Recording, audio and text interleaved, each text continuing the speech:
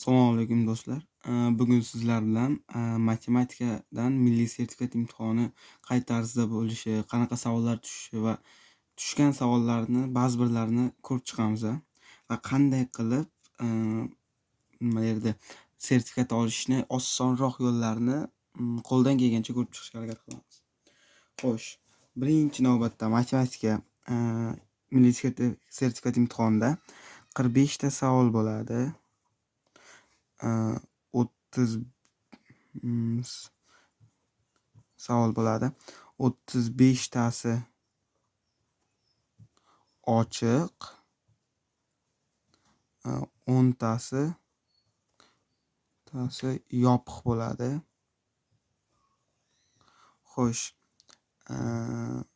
yopiq savollar turida ikkita javob belgilaydi. Ikkita savol beriladi va ikkita javob belgilash kerak. Masalan, A savolda nimadir toping, B savolda yana nimadir toping deb javobni yozib qo'yish kerak bo'ladi. Bunda esa A, B, C, D variant bo'ladi 35 tada. Xo'sh, endi savol turlariga keladigan bo'lsak, birinchi savol deylik, mana shu birinchi S qo'yaylik. Birinchi savol har doim natural sonlarga oid bo'ladi. Natural sonlar. Xo'sh. Keyin 3-chi, 4-chi savollar matnli masala bo'ladi. 3-chi, 4-chi savollar ko'pincha matnli. 4-chisi asosan foizga oid, 3-chisi ishga oidmi, har xil. 4-chisi lekin aniq foizga oid bo'lardi. Xo'sh, keyingi savollarimiz yana qaysi savol turini aytsak bo'ladi? Alohida belgilanadi. Nimalarni alohida ko'rsatsa bo'ladiganlarni aytib o'tamiz. 8-chi va 9-chi savollar bizda progressiya bo'ladi. 8-chi savol arifmetik, 9-chi savol geometrik progressiya bo'ladi. Shunday. Keyin qaysidir joyida albatta qaysidir savolda albatta integral bo'ladi.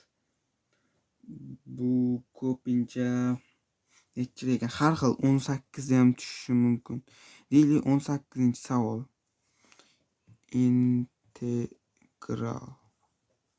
Integral bo'ladi.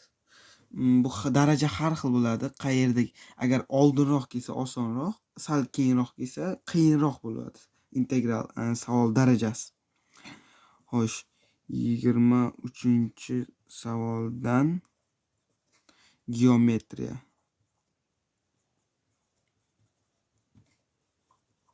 Bu hammasi algebra edi 23 gacha. 22 ta algebra, keyin 23, 24, 25, 26, 28, 29, 30 geometriya. Algebra 22 ta. Keyin xo'sh, nechta deydi? 8 ta geometriya bo'ladi. Ekan. Xo'sh, bizda 31 yozmay qoldi. 31-chi savol turi, ya'ni savol to'plamlarga oid bo'ladi. To'plamlar. Xo'sh, keyin 32-chi savol turimiz bizda kombinatorika.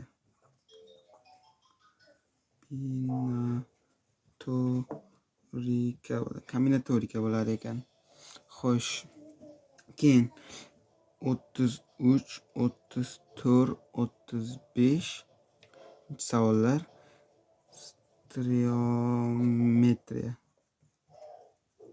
stereometriya bo'lar ekan.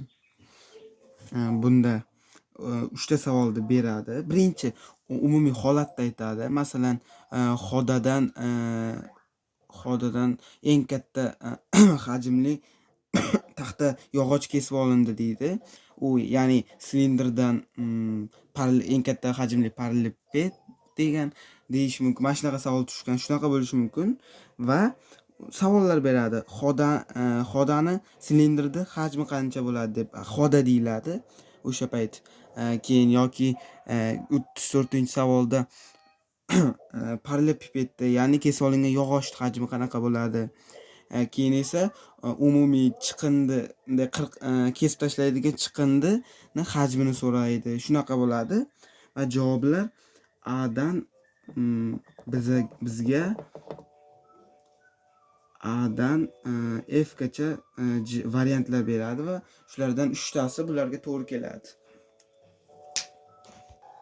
Bizda 36-savol tenglama.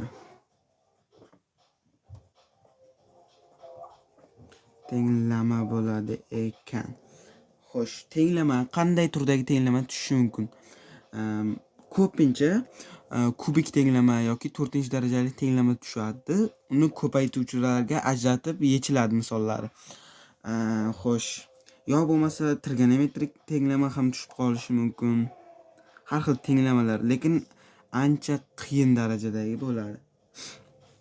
Xo'sh, keyingi savol 37-savol. Bizda trigonometriya bo'ladi. Hamma narsa bo'lishi mumkin. Soddalashtirish yoki nimanidir berib turib nimanidir so'rashi mumkin. Yo tenglamalar sistemasi, trigonometriyaga oid nima bo'lsa, mana shu 37-savolda tushadi aniq. Xo'sh. Bizda 39-savolga to'xtalaylik. To'xtalsa bo'ladi. Savol hosila tatbiqlari. Hosila tatbiqlarga oid. Ya'ni masalan savol turi bunday bo'ladi. Mana shunday bitta hosila beradi. Funksiya grafikini beradi. Masalan deylik fx funksiya. Mana savollar qanday bo'lishi mumkin? Mana shu joyda qaysidir mana bu oraliqda deydi nechta ekstremum nuqtasi bor deydi. Bu 39-savol ko'pincha oson tushadi. Ekstrem nuqtalarini so'raydi yoki hosilasi qachon hosila x qachon 0 dan katta bo'ladi deydi yoki 0 dan kichik bo'ladi. Shu turdagi savollar tushadi. Hosilani tatbiqlari yoki geometrik ma'nosi deyishimiz mumkin. Xo'sh, bizda 40-savol qanday bo'ladi? Integral tatbiqlari deb qo'yaylik.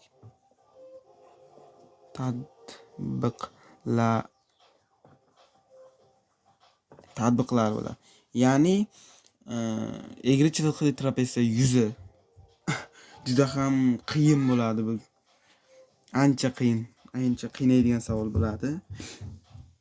Xo'sh. Keyin yana qaysi savolga to'xtalamiz? 41, 42, 43 mana yozib qo'yaylik. 41, 42, 43 geometriya yana. Faqat albatta juda ham qiyin turi. Xo'sh, 42, 44, 45 stereometriya bo'ladi. Hozircha shular. Endi qanday qilib balandroq ball olsa yoki qaysi savollarni ishlasa ko'proq ball berishini ko'rib chiqamiz. Bu milliy sertifikat baholash sistemasi, bu Russian sistema deydi. Rush sistemasi. Mana shunaqa edi. Atrofda qatnashgan, ekzamda qatnashgan o'quvchilarga ham bog'liq. Masalan deylik, bitta integral savol tushdi. Masalan 18-savolda integral tushdi va 100 ta o'quvchidan 50 tasi top olsa balandroq ball. Agar 100 ta o'quvchidan 70 tasi topa olsa o'sha savolni pastroq ball beradi. O'shanday ball pasayib ketaveradi. Shunaqa sistema baholash. Endi sizga S daraja kerak bo'lsa, marker yozmay qoldim. S daraja kerak bo'lsa, 32 ta testdan 22 ta ishlasangiz, 32 tadan normalli. Keyin narxi 3 talikdan bitta yoki 2 ta ishlasangiz eplasa bo'ladi. Keyin narxi 10 ta yopiq savoldan 2 yoki 3 juft yetarli bo'ladi. 2-3 juft yetarli bo'ladi. Agar sizga S plus natija kerak bo'lsa, 23-25 ta 32 talikdan keyin bundan o'rtacha 2 ta ishlash kerak va 3 juft yetarli yo 4 juft ham 3 juft ham yetarli bo'ladi. 3 juft 10 tadan. Agar sizga B kerak bo'lsa 25 30 ta ishlash kerak. 25-30 ta demaylik. 25-28 ta ishlash kerak. Xo'sh, 32 tadan keyin bundan 3 juft ishlash kerak. Bundan esa 4 yoki 5 juft yetarli bo'ladi B uchun. B plus daraja uchun esa albatta 28 yozmay qolyapti-yu. 28, 30 ta, 32 talikdan 3 tadan 3 ta va 5 juft yetarli.